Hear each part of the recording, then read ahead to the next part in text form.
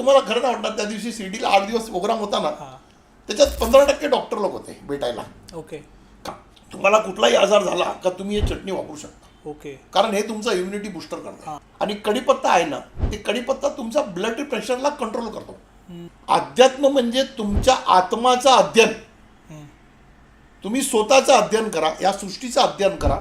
थोडासा अद्रक, हल्दी आणि मीठचं पाणी पिला का तुम्ही बघा तुम्हाला अंगात कधी दुखणं होणारच नाही कुठे. तो म्हणतो साखर खाऊन कमी कसं काय झाला. म्हटलं साखर खायची पद्धत आहे आणि किती खायला पाहिजे. करेक्ट. ओव्हर पण नाही. नाही.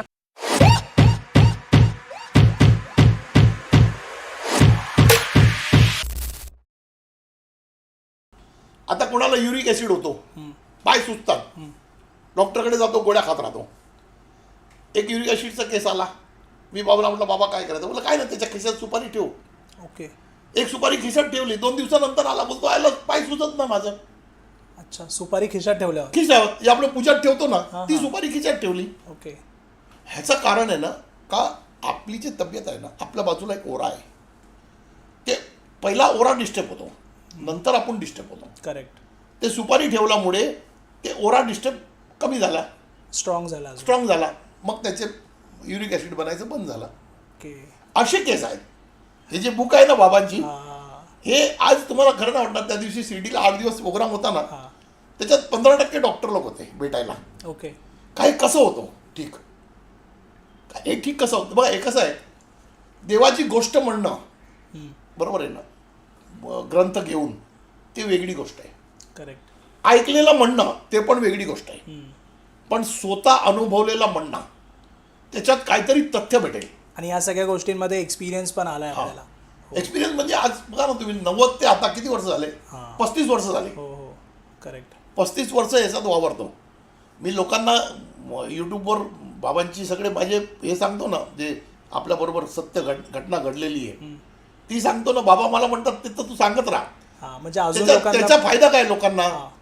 पण खरंच त्यांच्या आयुष्यात जे फायदा आणणार आहे ते सांग ना. करेक्ट. म्हणून मी तुम्ही मला विचारलं ना आज आपण काय करू, तर मी म्हटलं मी स्टोरी पण सांगणार 1-2 जे माझ्याबरोबर घडलेली आहे, पण हे वस्तू पण सांगायला पाहिजे. नाही बरोबर, कारण जे लोकांच्या उपयोगाला आला पाहिजे. कोरोना हा एक आता टॉपिक असा आहे जिथे लोक ऑलरेडी घाबरायला लागलेत की अगोदर सारखा झाला तर काय करायचं. आणि होणारच नाही. याचं कारण आहे ना, याचं कारण आहे का ज्यांनी ऐकलं आता का बाबा आपल्याला स्टीम ठेवायची आणि आपल्याला कधी काय आजार झाला तर ही चटणी खायची. असं नाही का फक्त कोरोना, तुम्हाला कुठलाही आजार झाला का तुम्ही हे चटणी वापरू शकता. ओके. कारण हे तुमचं इम्युनिटी बुस्टर करतं. आणि जेव्हा तुम्ही आजारी पडता तेव्हा इम्युनिटी तुमची वीक झाली होते. बघा तुम्हाला एक सांगतो, याच्यात जेवढे पदार्थ आहेत ना, हे सगळे पदार्थ कसं काम करतात. स्टोरी सांगतो मी पहिला, हे थोडं बरोबर आहे. लोकांना काहीतरी त्याच्या बरोबर आहे. हो हो. आता कोथिंबीर आहे ना, कोथिंबीर हे आपलं ब्लडला क्युरिफाय करते. ओके. ब्लड क्युरिफाय करते. ज्या माणसाला किडनी बिडनीचा त्रास असेल ते पण ही चटणी वापरू शकतं. त्याच्याने पण इम्युनिटी बुस्टर होते. आणि जो आपला पुदिना आहे ना, ते 1 टाईप ऑफ मेंथॉल आहे. ओके. हां. करेक्ट. 1 टाईप ऑफ मेंथॉल आहे. ते जे आपले रूटचे जे इन्फेक्शन आहेत ना, आपल्या गळ्याचे धरून आतमध्ये पेटमध्ये जिकडे जिकडे फिरतो तिकडचे सगळे इन्फेक्शन मारतो. ओके. आणि कढीपत्ता आहे ना, ते कढीपत्ता तुमचा ब्लड प्रेशरला कंट्रोल करतो. मी तर फार लोकांना ट्रीटमेंट दिली ना, ज्याला ब्लड प्रेशर आहे तो गोळ्या घेत राहतो. कशाला घेतो गोळ्या. एक दिवस एकाचा प्रेशर वाढलेला होता. मी म्हटलं बघा आता काय गोळी बिडी घेऊ नको, कढीपत्ता खा. कढीपत्ता दिला त्याला, 4 कढीपत्ता 5 कढीपत्ता खायला. म्हटलं 1 तासाने चेक कर, ब्लड प्रेशर असेल तर बोल मला. ओके. 1 तासाने चेक केलं तर ब्लड प्रेशर कमी आला. ओके. आणि थोडा वाढलेला होता. म्हटलं बघा आता तुला आहे ना 5 पत्ते नाही चालत, तू 6 पत्ते घे. रोज सकाळी खा ना चावून, तुला ब्लड प्रेशर होणारच नाही. हे ॲलोपॅथिकला आपण जेवढं दूर ठेवलं ना तेवढं आपण आहे ना अध्यात्माकडे जाऊया.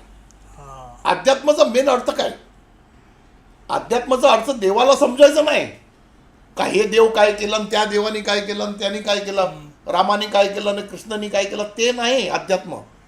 अध्यात्म म्हणजे तुमच्या आत्माचं अध्ययन. तुम्ही स्वतःचं अध्ययन करा, या सृष्टीचं अध्ययन करा. तुम्ही जगात काय करता त्याच्यावर तुम्ही लक्ष ठेवा. करेक्ट. का मी जे करतोय त्याच्याने माझ्या शरीराला काय प्रॉब्लेम होणार आहे, माझ्या आत्मावर काय इफेक्ट होणार आहे, आणि या सृष्टीवर काय इफेक्ट होणार आहे. तुमची एक चूक आहे ना, ते फक्त तुमच्यापर्यंत थांबत नाही. जसं आपण पाण्यात एवढा मोठा तलाव आहे, पण तुम्ही एका जागेला दगड मारला तर पूर्ण तलाव हलतो. करेक्ट. तसं तुमच्या एका चुकीमुळे पूर्ण विश्व जे आहे ना ते इफेक्ट होतो. राईट. आता कढीपत्ता आहे, तो तुमचा ब्लड प्रेशर कंट्रोल करतो, बरोबर आहे. अच्छा, याच्यानंतर आपण त्याच्यात टाकली अद्रक, बरोबर आहे. अद्रकचं काय फंक्शन आहे माहिती आहे? अद्रक आहे ना, तुमचे जेवढे हे नसे आहेत ना, नसं त्यांना फ्लेक्सिबिलिटी देतो. ओके. त्याला फ्लेक्सिबिलिटी देतो. हां. आता तुम्ही जर का रोज सकाळी थोडासा अद्रक, हल्दी आणि मीठचा पाणी पिला का तुम्ही बघा, तुम्हाला अंगात कधी दुखणं होणारच नाही कुठे. ओके. आता हे म्हातार जे वयस्कर असतात ना, त्यांना मी हे ट्रीटमेंट सांगतो ना, 8 दिवसानंतर सांगतात तर दादा आता पूर्ण दुखणं गेलं आमचं. ओके. फरक पडतो लगेच. हां. हे जे मी जे म्हणतो ना, हे काय मी रिसर्च केलेलं नाही. मी जे म्हणतो ना, हे मी बाबांचा रिसर्च म्हणतो. ओके. बाबांनी जे मला शिकवला ते मी लोकांना देतो. हां. हे पण पूर्ण बुक बनवली ना, याच्यात माझं काही नाही. जे देवाशी बोललो आणि जे देवाने शिकवलं ते दिलं. ते सर्व त्याच्यामध्ये मेन्शन केले. ना अजून जाम बाकी आहे. ओके. अजून तर आता अजून 5-6 नवीन बिमाऱ्या येतात. हां. मग आता ते वाढत जाणार. हो, बरोबर आहे. आणि जेव्हापर्यंत जिवंत आहे तोपर्यंत लोकांची सेवा करायची. करेक्ट. आणि खूप जणांनी मला कॉमेंट्स करून परत पर्सनल मेसेज करून पण सॉफ्ट कॉपी मागितले. मी हो, द्या ना सगळ्यांना. खूप जणांना पाठवले. ज्यांचे पण मेसेज आतापर्यंत आले सगळ्यांना मी सॉफ्ट कॉपी कारण कसं हे बाबांचा प्रसाद आहे. हो. फार लोकांनी विचारलंय किती मध्ये बुक, म्हटलं काय नाही. प्रसाद कोणाला काय पैशाने भेटतो का? करेक्ट. प्रसाद तर वाटला जातो. बरोबर. प्रसाद तर वाटायचाच असतो ना. आता झाला अद्रकचा. हो. आता तुम्ही हल्दीवर सांगितलं मी. कच्ची हल्दी असेल तर ठीक आहे, नसेल तर तुम्ही उकाळताना आपली पावडर हल्दी टाकू शकता. ओके. हल्दी जे आहे ना, हे टर्मरिक आहे. हम्म. हे म्हणजे आतमध्ये जाऊन आहे ना, तुमचा ब्लडच्या आतमध्ये जो इन्फेक्शन असेल ना त्याला खतम करतो. ओके. म्हणजे तुम्ही विचार करा की हे तुम्ही 5 वस्तू टाकली, हे 5 वस्तू तुमच्या अंगात किती काम करते. त्याच्यानंतर तुम्ही त्याच्यात जेव्हा बनवता, उकाडून घेतला का नंतर ग्लासमध्ये टाकताना ग्लासमध्ये 1 चमचा मध टाका. मधचं काम काय माहिती आहे का? मधाचं तुमचा जे डायबिटीस आहे ना ते कंट्रोल ठेवतो. ओके. मधमुळे. मध आहे, गुळ आहे. लोक म्हणतात ना गोड नाही खायचं, गोड नाही. अरे ते चुकीचं आहे. हां. गोड नाही खायचं ते चुकीचं आहे ना, पण तेच कंट्रोल करतो मध. मध. याने लिंबू जे आपण टाकतो ना ते ह्याच्यासाठी टाकतो का लिंबू टाकल्यामुळे आहे ना ते आतमध्ये जाऊन आहे ना लवकर डायजेस्ट होतं. हे जे आपण पिलो हां. ते लवकर डायजेस्ट होतो. अच्छा, तुमच्या पोटात रात्रीचं काय राहिलं असेल ते पण डायजेस्ट होतो प्रॉपर. ओके. ओके. लिंबू म्हणजे असं सोडायचं नाही, थोडासा 2-3 ड्रॉप. अच्छा. दादा, तुम्ही आता डायबिटीजवर बोलत होते की ह्या चुकीच्या गोष्टी आहेत. म्हणजे गोड खाल्ल्याने डायबिटीज वाढतो, हे चुकीचं आहे. म्हणजे ह्याला तुम्ही जरा नाही, पण एक्सप्लेन. गोड आहे ना, गोड बघा, गोड खाल्लं ना ते चुकीचं आहे. ते का म्हणतात? कारण आपण चुकीच्या पद्धतीने गोड खातो. ओके. आपले जे पूर्वज होते, बरोबर आहे, त्यांनी जेवल्यानंतर गोड खायचा, स्वीट खायची पद्धत केली का?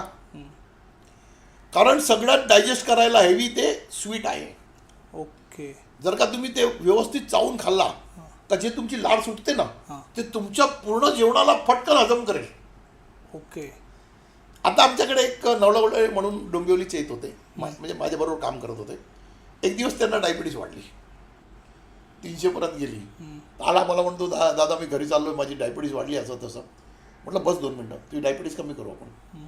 कशाला घाबरतो एवढा? शुगर वाढली, तो नेमका शुगर चेक करत राहायचा. ओके. मी त्याला संतोषला सांगितलं, म्हटलं संतोष 1 चमचा साखर आण. अरे मला म्हणतो दादा मला तुम्ही मारता का जीवात?